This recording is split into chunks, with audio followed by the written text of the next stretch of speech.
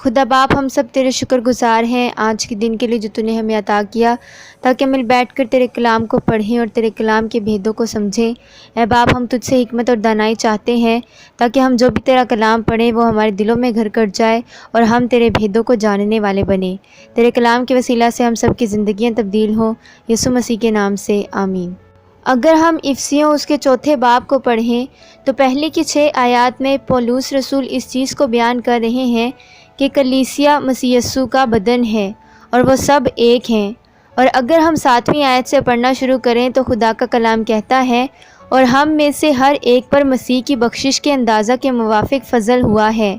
پہلے کی آیات میں یسوع مسیح کلیسیا کو ایک بدن قرار دیتا ہے، جبکہ اگلی آیات میں پولس رسول اس چیز کا بیان کر رہے ہیں کہ کلیسیا میں جتنے بھی لوگ ہیں ان میں سے ہر ایک پر مسیح کا فضل ہوا ہے۔ اگر ہم اگلی آیت کو دیکھیں تو خدا کا کلام کہتا ہے، اسی واسطے وہ فرماتا ہے، یعنی کہ کلیسیا میں سے ہر ایک پر مسیح کا فضل ہوا ہے، اسی وجہ سے وہ فرماتا ہے۔ اور جو چیز یہاں پر لکھی گئی ہے، یعنی جو آیت یہاں پر بیان کی گئی ہے، وہ پرانے عہد نامہ میں زبور اس کے 68 باب اور اس کے 18ویں آیت میں پہلے سے ہی بیان کر دی گئی تھی۔ تو نے عالم بالا کو صعود فرمایا، تو قیدیوں کو ساتھ لے گیا، تجھے لوگوں سے بلکہ سرکشوں سے بھی ہدیے ملے تاکہ خداوند خدا ان کے ساتھ رہے۔ اور اگر ہم نئے عہد نامہ میں دیکھیں افسیوں اس کے چوتھے باب اور اس کی 8ویں آیت میں، تو خدا کا کلام کہتا ہے، اسی واسطے وہ فرماتا ہے کہ جب وہ عالم بالا پر چڑھا تو قیدیوں کو ساتھ لے گیا اور آدمیوں کو انعام دیے۔ یعنی خدا کا پہلے سے ہی یہ پلان تھا کہ جو مسیح کا بدن کہلاتے ہیں، یعنی کلیسیا کے جو لوگ ہیں، انہیں مسیح یسوع کے وسیلہ سے ہی فضل ملے گا۔ کئی بار لوگ پرانے عہد نامہ کو زیادہ ڈیپلی نہیں پڑھتے کیونکہ وہ یہی سوچتے ہیں کہ پرانا عہد نامہ شریعت پر مبنی ہے اور مسیح یسوع نے شریعت کو پورا کیا ہے، اس لیے وہ زیادہ زور نئے عہد نامہ پر دیتے ہیں، جبکہ پرانے عہد نامہ میں یسوع مسیح کے بارے میں پیشن گوئیاں کی گئی ہیں اور ایسے وعدے بتائے گئے ہیں جو کہ نئے عہد نامہ میں بھی پورے ہوتے ہیں۔ نیا عہد نامہ پرانے عہد نامہ کی ایک ایسی تصویر ہے جو پوری ہوتی ہوئی نظر آتی ہے، جس طرح سے ہم اس آیت میں دیکھتے ہیں کہ جس طرح سے پرانے عہد نامہ میں یہ وعدہ کیا گیا تھا کہ آدمیوں کو انعام ملے گا، اور نئے عہد نامہ میں اس کی یہ تصویر پوری ہوتی ہے، اور یہ انعام کلیسیا کو مسیح یسوع کے ذریعہ سے دیا گیا ہے، اور یہ مسیح یسوع کا فضل ہے۔ اگر ہم دوبارہ سے اس آیت کو پڑھیں جہاں پر پولس رسول یہ فرماتے ہیں، اسی واسطے وہ فرماتا ہے کہ جب وہ عالم بالا پر چڑھا تو قیدیوں کو ساتھ لے گیا اور آدمیوں کو انعام دیے۔ اگر ہم غور کریں تو پولس رسول نے اس آیت کو یہاں پر کیوں رکھا تھا، اور اس نے اس چیز کا اندازہ کیسے لگایا کہ یہ آیت اس چیز پر فکس ہوتی ہے کہ یہ فضل مسیح یسوع کی وجہ سے ہی ملنا تھا۔ اور اس کے ساتھ ہی اگر ہم زبور اس کے 68 باب اور اس کی 17ویں اور 18ویں آیت کو پڑھیں تبھی ہم اس چیز کو بیان کر سکتے ہیں۔ اگر ہم 17ویں آیت سے پڑھنا شروع کریں تو خدا کا کلام کہتا ہے، خدا کے رتھ 20,000 بلکہ ہزارہا ہزار ہیں، خداوند جیسا کوہ سینا میں ویسا ہی ان کے درمیان مقدس میں ہے۔ 18ویں آیت میں لکھا ہے، تو نے عالم بالا کو دیا۔ یہاں پر تو نے سے مراد خداوند ہے۔ اور اگر ہم کلسیوں اس کے دوسرے باب اور اس کی 8ویں اور 9ویں آیت کو پڑھیں تو خدا کا کلام کہتا ہے، خبردار کوئی شخص تم کو اس فلسفی اور لا حاصل فریب سے شکار نہ کر لے جو انسانوں کی روایت اور دینوی ابتدائی باتوں کے موافق ہے، نہ کہ مسیح کے موافق، کیونکہ الوہیت کی ساری معموری اسی میں مجسم ہو کر سکونت کرتی ہے۔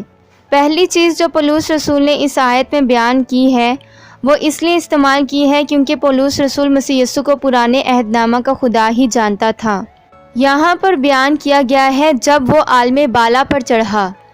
جبکہ حقیقت یہ ہے کہ خدا تو پہلے سے ہی عالم بالا پر ہے، اور اگر خدا نے زمین پر آنا ہوتا تو یہاں پر لکھا گیا ہوتا کہ وہ عالم بالا سے نیچے آیا، جبکہ یہاں بیان کیا گیا ہے جب وہ عالم بالا پر چڑھا۔ یہاں پر پولس رسول صاف طور پر یہ بیان کرنا چاہ رہے ہیں کہ پہلے خدا اس زمین پر آیا تھا اور اس کے بعد وہ عالم بالا پر چڑھا، یعنی وہ مسیح یسوع کے بارے میں بیان کر رہے ہیں کہ یسوع مسیح اس دنیا میں انسانی روپ لے کر آئے تاکہ ہم سب کا کفارہ ادا کر سکیں۔ اس کے بعد وہ آسمان پر یعنی عالم بالا پر چڑھ گئے۔ اس آیت کے اگلے حصے میں پولس رسول بیان کرتے ہیں تو قیدیوں کو ساتھ لے گیا۔ اگر ہم اس سے پچھلے باب کو پڑھیں یعنی افسیوں اس کے پہلے باب اور اس کی 20ویں سے 22ویں آیت میں، تو پولس رسول نے یہاں پر قیدیوں کا ذکر کیا ہے جو اس نے مسیح میں کی جب اسے مردوں میں سے جلا کر اپنی دہنی طرف آسمانی مقاموں پر بٹھایا اور ہر طرح کی حکومت اور اختیار اور قدرت اور ریاست اور ہر ایک نام سے بہت بلند کیا جو نہ صرف اس جہان میں بلکہ آنے والے جہان میں بھی لیا جائے گا، اور سب کچھ اس کے پاؤں تلے کر دیا اور اس کو سب چیزوں کا سردار بنا کر کلیسیا کو دے دیا۔ اس آیت میں پولس رسول بیان کر رہے ہیں کہ جب یسوع مسیح مردوں میں سے جلائے گئے تو وہ خدا کی دہنی طرف آسمانی مقاموں پر بٹھائے گئے، انہیں حکومت دی گئی، ان کے پاس اختیار اور قدرت اور ریاست ہے اور انہیں بلند مقام دیا گیا ہے، اور خداوند یسوع مسیح جب مردوں میں سے جی اٹھے تو انہوں نے تمام تر ڈیمنز، اینجلز اور موت کو اپنے پاؤں تلے کی چوکی کر دیا ہے۔ پطرس رسول نے اس آیت کو اس طرح سے بیان کیا ہے۔ پہلا پطرس اس کے 3 باب اور اس کی 22ویں آیت میں لکھا ہے، وہ آسمان پر جا کر خدا کی دہنی طرف بیٹھا ہے اور فرشتے اور اختیارات اور قدرتیں اس کے تابع کی گئی ہیں۔ اسی طرح سے کلسیوں اس کے 2 باب اور اس کی 13ویں سے 15ویں آیت تک لکھا ہے، اور اس نے تمہیں بھی جو اپنے قصوروں اور جسم کی نامختونی کے سبب سے مردہ تھے اس کے ساتھ زندہ کیا اور ہمارے سب قصور معاف کیے اور حکموں کی وہ دستاویز مٹا ڈالی جو ہمارے نام پر اور ہمارے خلاف تھی، اور اس کو صلیب پر کیلوں سے جڑ کر سامنے سے ہٹا دیا، اور اس نے حکومتوں اور اختیاروں کو اپنے اوپر سے اتار کر ان کو برملا تماشا بنایا اور صلیب کے سبب سے ان پر فتح یابی کا شادیانہ بجایا۔ یعنی پولس رسول یہاں پر بیان کرتے ہیں کہ جتنی بھی حکومتیں یعنی فرشتوں کی، چاہے شیطانوں کی، چاہے موت کی، جتنی بھی اختیارات تھے وہ یسوع مسیح کے مردوں میں سے جی اٹھنے کے بعد ختم ہو گئے، اور یسوع مسیح نے فتح یابی کو قبول کیا اور وہ سب اس کے غلام ہیں۔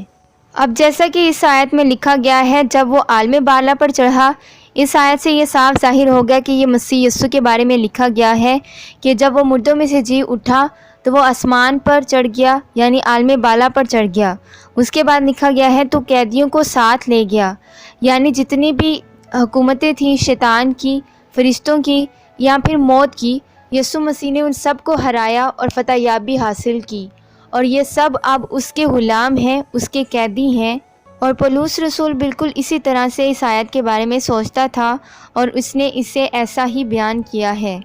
اگر ہم زبور اس کے 18ویں باب اور اس کے دوسرے حصے کو پڑھیں تو یہاں پر لکھا گیا ہے، تجھے لوگوں سے بلکہ سرکشوں سے بھی ہدیے ملے۔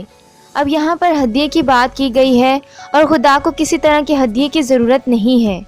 اگر ہم رومیو اس کے 11ویں باب اور اس کی 35ویں اور 36ویں آیت کو پڑھیں تو خدا کا کلام کہتا ہے، یا کس نے پہلے اسے کچھ دیا ہے جس کا بدلہ اسے دیا جائے، کیونکہ اسی کی طرف سے اور اسی کے وسیلہ سے اور اس کے لیے سب چیزیں ہیں، اس کی تمجید ابد تک ہوتی رہے، آمین۔ اب یہاں پر خدا اس چیز کو بیان کرتے ہیں کہ اسے کسی طرح کی ہدیے کی ضرورت نہیں ہے، کوئی بھی چیز ایسی نہیں جس کا صلہ خدا نہ دے سکے، بلکہ یہاں پر پولس رسول اس چیز کو، اس آیت کو اس طرح سے لیتے ہیں کہ جو چیز اس نے ریسیو کی اسے وہ انعام میں بدل دے گا۔ اس لیے نئے عہد نامہ میں پولس رسول نے اس چیز کو اس طرح سے بیان کیا ہے، جب وہ عالم بالا پر چڑھا تو قیدیوں کو ساتھ لے گیا اور آدمیوں کو انعام دیے، یعنی کہ مسیح یسوع موت اور قبر پر فتح یابی پا کر عالم بالا پر چڑھے تو قیدیوں کو ساتھ لے گیا، یعنی کہ جتنے بھی موت کا خوف وغیرہ تھا وہ یسوع مسیح نے اپنی فتح یابی کے وسیلہ سے اسے ختم کر دیا، اور وہ سب اب اس کے غلام ہیں۔ اور اس کے بعد پولس رسول بیان کرتے ہیں اور آدمیوں کو انعام دیے۔ پولس رسول نے یہاں انعام مسیح یسوع کے فضل کو کہا ہے، جیسا کہ خدا کا کلام کہتا ہے، اور ہم میں سے ہر ایک پر مسیح کی بخشش کے اندازہ کے موافق فضل ہوا ہے۔ آج کے کلام کے وسیلہ سے خداوند ہم سبھی کو برکت دے، آمین۔